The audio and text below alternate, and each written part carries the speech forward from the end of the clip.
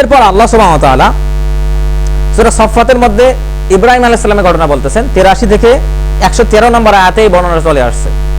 এখানে আল্লাহ সুবহানাহু ওয়া তাআলা বলতেছেন যে ইব্রাহিম আলাইহিস সালাম ছিলেন নূহ আলাইহিস সালামের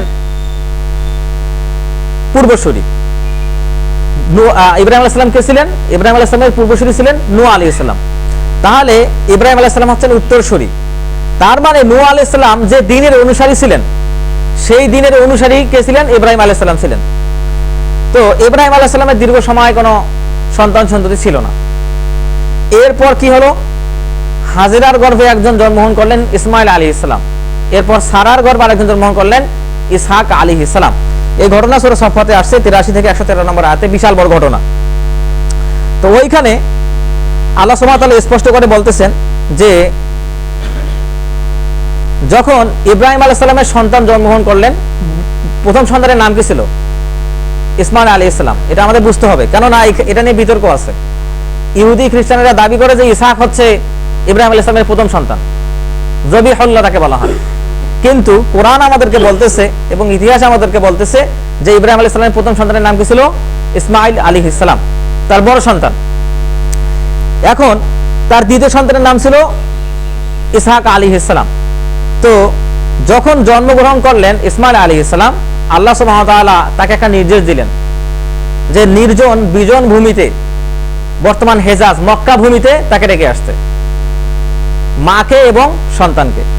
এই হাদিসটা এটা একটা লম্বা একটা হাদিস, এটা রিয়াদুস সালিহিনের 1876 নম্বর হাদিসে আসছে। বিশাল একটা লম্বা হাদিস এবং পুরো ঘটনাটা এখানে চলে আসছে। তো যখন এই অবস্থা, তিনি হাজেরাকে এবং ইসমাইল আলাইহিস সালামকে রেখে আসতেছেন মক্কায়। সেখানে কিছু গাছ ছিল, কিছু মাত্র গাছ ছিল, এবং মক্কার যে ঘরটা, যে কেন্দ্রটা, যেখানে ভিত্তিটা স্থাপন করা হয়েছিল অনেক আগ থেকেই, জিনদের সময়ের আগ থেকেই, যেটা প্রাচীন সবচেয়ে ঘর, তাহলে সেখানে শুধুমাত্র কয়েকটা গাছ ছিল। অনেকে বলছে যে বাবলা গাছ ছিল, সেই গাছ ছিল। সেই গাছের কাছে কয়েকটা খেজুর এবং এক মশক পানি দিয়ে তাকে রেখে আসা হলো। যখন রেখে আসা হলো, তখন ইব্রাহিম আলাইহিস সালামকে হাজেরা তিনি প্রশ্ন করলেন, ইসমাইল আলাইহিস সালামের মা, তিনি প্রশ্ন করলেন যে এখানে কি আল্লাহর নির্দেশনা আছে নাকি? তিনি বলতেছিলেন যে আল্লাহু আমারাকা বিহাদা, আল্লাহ কি আপনাকে এটা করতে অনুমতি দিয়েছেন, এটা নির্দেশ করছেন কিনা এটা করতে? তখন ইব্রাহিম আলাইহিস সালাম শুধু একটাই উত্তর দিয়েছেন, তিনি বলছেন নাম, যে হ্যাঁ, আল্লাহ সুবহানাহু ওয়া তাআলা আমাকে এটা করতে নির্দেশ দিয়েছেন, এই জন্য আমি রেখে যাচ্ছি। দেখেন, মক্কার যে কেন্দ্রভূমিটা, এখানে মানুষ তখনও বসবাস করে না।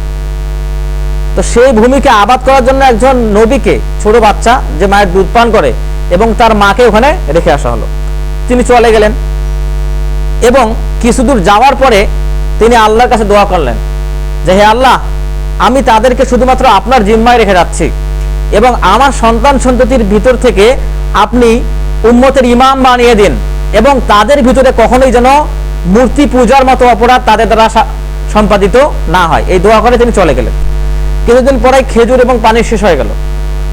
খেজুর এবং পানি যখন শেষ হয়ে গেল, তখন হাজেরা ছোটাছুটি করতেছেন পানির জন্য। এই হাদিসে পুরোটাই চলে আসছে।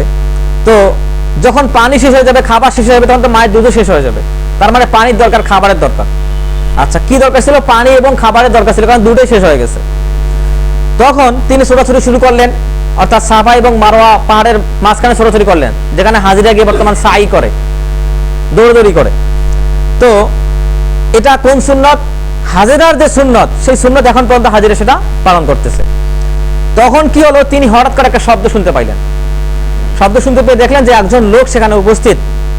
হাজেরা তার কাছে ছুটে এসে বললেন যে আমি তোমার শব্দ শুনছি, তুমি কি আমাকে কোনোভাবে সাহায্য করতে পারবে? তখন সে লোক কোনো প্রতি উত্তর দিল না। এই শব্দের ফলে পরে সেখানে দেখা গেল, ইবনে আব্বাস রাদিয়াল্লাহু আনহুমা এটা বর্ণনা করছেন, ফাইদা হিয়া বিল মালাক ইনদা মাওয়াদি জামজাম।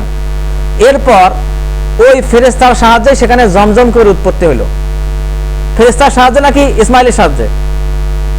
আমরা সবাই জানি যে ইসমাইলের পায়ের আঘাতে জমজম সৃষ্টি হয়েছে, কিন্তু হাদিসে, সহিহ হাদিসে এটা আসছে, সেখানে এই ফেরেশতা আঘাত করলেন, সেখান থেকে জমজমের উৎপত্তি হলো। কি দ্বারা আঘাত করলেন? ফাবা আতা বিআকাবিহি, তার পায়ের গোড়ালি দিয়ে আঘাত করলেন, অথবা আওকালা বিজানাহি, অথবা তার ডানা দিয়ে আঘাত করলেন। তার ফলে সেখানে জমজম কূপের সৃষ্টি হলো, হাত্তা যাহারাল মা, যতক্ষণ না পানি বের হয়।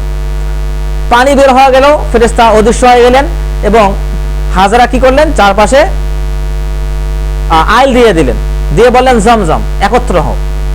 তাহলে তাদের দরকার কি ছিল? আসলে খাবার এবং পানি দুটোই দরকার ছিল, আল্লাহ সুবহানাহু ওয়া তাআলা ব্যবস্থা করে দিলেন। এরপরে দেখেন, তখন থেকে কয়েক হাজার বছর পরে রাসূলুল্লাহ সাল্লাল্লাহু আলাইহি ওয়াসাল্লাম তার হাদিসের মধ্যে বলতেছেন, মা উযমজমা লিমা শুরিবা লাহু, জমজম কূপের পানি যে যে উদ্দেশ্যে পান করবে আল্লাহ সুবহানাহু ওয়া তাআলা সেটা কবুল করবেন, সুবহানাল্লাহি ওয়া বিহামদিহি। এবং রাসূলুল্লাহ সাল্লাল্লাহু আলাইহি ওয়াসাল্লাম তার হাদিসের মধ্যে আরো বললেন যে জমজম কূপের পানি একজন মানুষের খাবার এবং পানির অভাব পূরণের জন্য যথেষ্ট। তাদের অভাব ছিল কোনটার? খাবার এবং পানির। জমজম কূপের পানি একজন মানুষের খাবার এবং পানি দুটোর জন্যই যথেষ্ট, রাসূলুল্লাহ সাল্লাল্লাহু আলাইহি ওয়াসাল্লামের হাদিস। তাহলে তাদের যে অভাব ছিল আল্লাহ সুবহানাহু ওয়া তাআলা পূরণ করে দিলেন। কেন? যে আল্লাহ সুবহানাহু ওয়া তাআলা ওই কাজের নির্দেশ দিয়েছেন। এরপর কি হলো? আল্লাহ সুবহানাহু ওয়া তাআলা পবিত্র কোরআনে বলতেছেন, ফালাম্মা বালাগা মাআহু সাইয়া, যখন ইসমাঈল কি করলো? বালেগ হলো। কত অবস্থায় বালেগ হওয়া বলতে এখানে কি বোঝাচ্ছে? মাআহু সাইয়া, যে পিতার সঙ্গে কোনো কাজে সরাসরি সহায়তা করতে পারে, সাই করতে পারে, দৌড়াদৌড়ি করতে পারে, পিতার কাজে প্রতিফলন ঘটাতে পারে। একটা বাচ্চা যখন দৌড়াতে শিখে, কথা বলতে শিখে, সামান্য পরিমাণ পিতার মাতাকে সাহায্য করতে শিখে, এই অবস্থাকে বলা হচ্ছে ফালাম্মা বালাগা মাআহু সাইয়া। যখন এই অবস্থায় উপনীত হলো, তখন আল্লাহ সুবহানাহু ওয়া তাআলা ইব্রাহিম আলাইহিস সালামকে ওহী করলেন স্বপ্নের মাধ্যমে তার প্রিয় বস্তু কুরবানি করার জন্য। তখন তিনি ইসমাঈল আলাইহিস সালামকে বললেন, ইয়া বুনাইয়া ইন্নী আরা ফিল মানাম, হে আমার পুত্র, আমি স্বপ্নে দেখতেছি, আন্নী আযবাহুক, আমি তোমাকে জবেহ করতেছি, আমি তোমাকে জবেহ করতেছি। তখন ইসমাঈল আলাইহিস সালাম কি জবাব দিলেন? ফানজুর মাযা তারা, আপনি যা দেখেছেন সেটাকে প্রতিফলিত করুন, আপনি স্বপ্নে যা দেখেছেন সেটাকে বাস্তবায়ন করুন। ইসমাঈল আলাইহিস সালাম সেই উত্তর দিলেন। দেওয়ার পরে তাকে নিয়ে যাওয়া হলো কোরবানি করার জন্য, এবং কোরবানি করতে গিয়ে তিনি চেষ্টা করতেছিলেন, হচ্ছিল না, এবং তিনি ছুরি চালিয়ে দিলেন। তখন আল্লাহ সুবহানাহু ওয়া তাআলা তার উদ্দেশ্যে বললেন, কদ সাদ্দাকতার রুইয়া, তুমি ইতোমধ্যে তুমি স্বপ্নে যা দেখেছো তা বাস্তবায়ন করে ফেলছো। তুমি দেখতেছো যে কোরবানি করতেছি, কিন্তু কোরবানি হয়ে গেছে এমনটা তো দেখেন নাই। আন্নী আযবাহুক, আমি তোমাকে কোরবানি করতেছি, আমি তোমাকে কোরবানি করতেছি। করে ফেলছেন কি? করে ফেলেন নাই। আল্লাহ সুবহানাহু ওয়া তাআলা এই যে কোরবানি করতে তাকে দেখাইছেন, এইটাই আবার পরবর্তী আয়াতে বললেন, কদ সাদ্দাকতার রুইয়া, তুমি যে স্বপ্ন দেখছো সেটাকে বাস্তবায়ন করেই ফেলেছো, মানে কোরবানি করে ফেলো নাই, কোরবানি করা হচ্ছে, তুমি এটা দেখেছো, সেই পর্যন্ত তুমি করে ফেলছো।